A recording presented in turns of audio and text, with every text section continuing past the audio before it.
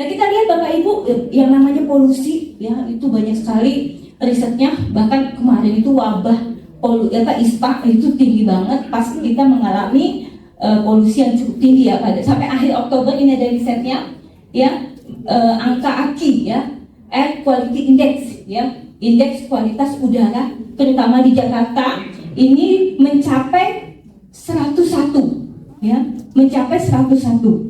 Ini cukup tinggi karena udara yang sehat ya, angka AQI-nya itu hanya diperbolehkan 0 sampai 50 nih, sampai sini nih ya, 0 sampai 50.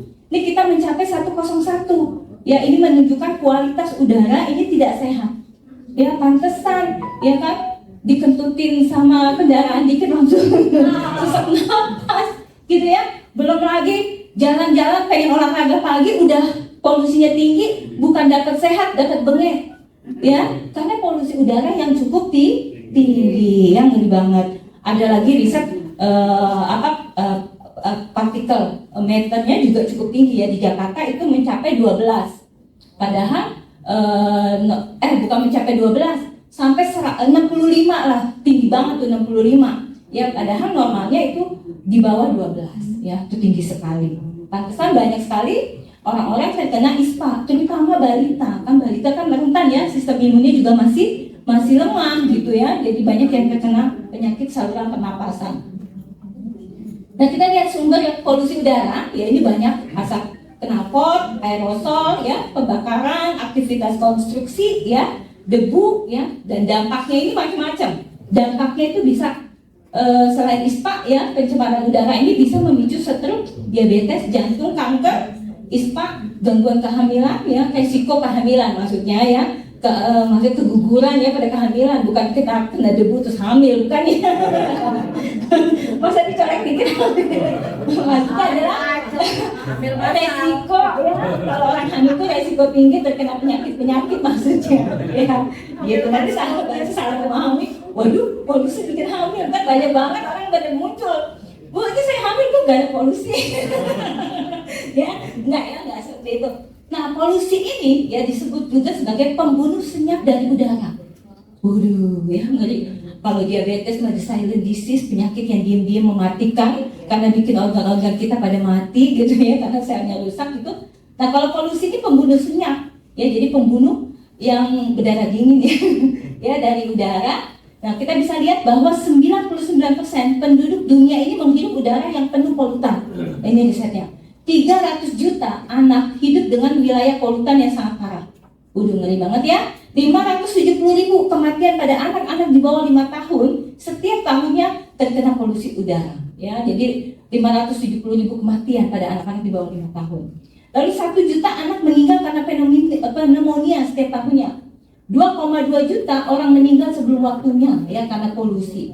600.000 polusi udara berkontribusi pada kematian anak setiap tahunnya ya. 7 juta kematian disebabkan oleh paparan polusi setiap tahunnya. Jadi cukup ngeri banget ya polusi udara ini. Memang sepertinya sepele ya, cuma debu doang gitu. Ternyata masuk ke dalam saluran pernapasan kita, dia bisa mengiritasi paru-paru kita. Paru-paru kita bisa terjadi fibrosis.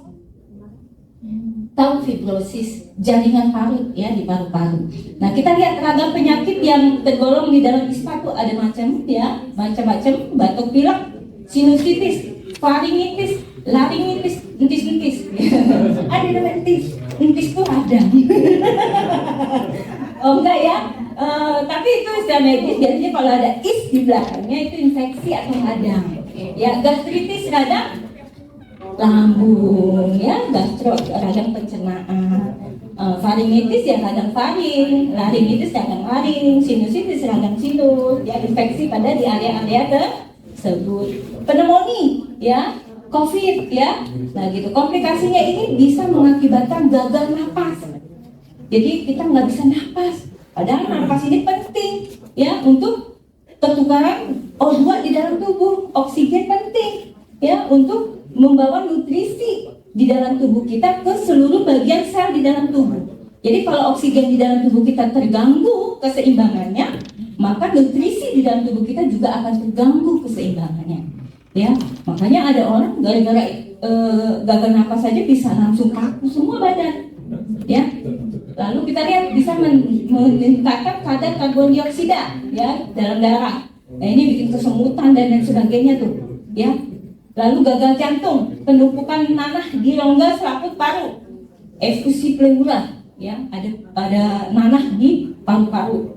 Paru-parunya juga terendam, ya. Dulu waktu saya kuliah ada praktek di rumah sakit RSCM, itu dipasang selang dari belakang, ngeluarin nanahnya, ya, dan betul-betul nanah gitu yang keluar. Kita lihat kaki kita nanahan aja sedih, ya. Ini paru-paru bernanah dan memang harus dikeluarkan karena kalau nggak dikeluarin paru-parunya nggak bisa memompa oksigen di dalam tubuh kita, ya, seperti itu. Lalu kerusakan kantong, ya, ada paru-paru, bronkitis dan juga sepsis, ya, infeksi dalam darah.